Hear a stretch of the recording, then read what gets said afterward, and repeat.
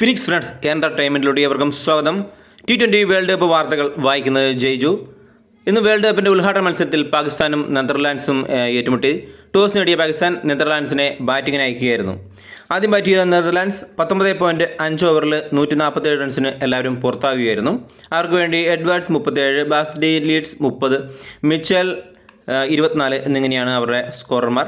പാകിസ്ഥാന് വേണ്ടി ബൗളിങ്ങിൽ തിളങ്ങിയത് സൽമാൻ മിർസ 3.5 ഓവറിൽ 24-ന് 3, മുഹമ്മദ് നവാസ് 4 ഓവറിൽ 32-2, ഡെയ്ം അയ്യൂബ് 1 ഓവറിൽ 7-2, അഹമ്മദ് 4 ഓവറിൽ 23-2 എന്നിങ്ങനെ മികച്ച പ്രകടനമാണ് പാകിസ്ഥാൻ ബൗളർമാർ കാഴ്ചവെച്ചത്.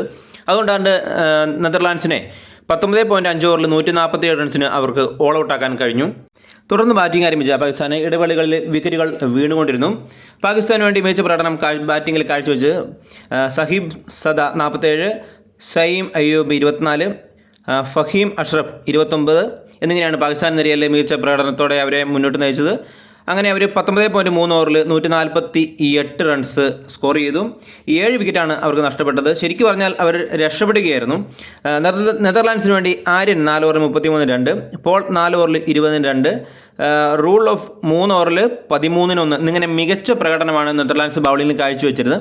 ഒരു 10-20 റൺസും കൂടെ നെതർലാൻഡ്സ് സ്കോർ ചെയ്തിരുന്നെങ്കിൽ ശരിക്കും പറഞ്ഞാൽ പാകിസ്ഥാൻ്റെ നിര പരിങ്ങലിലാവാനും ശരിക്കും പറഞ്ഞാൽ തോക്കാനുള്ള സാധ്യതയുണ്ട്. അത്ര നല്ല മികച്ച പ്രകടനമാണ് നെതർലാൻഡ്സ് ബൗളിങ്ങിൽ കാഴ്ചവെച്ചത്.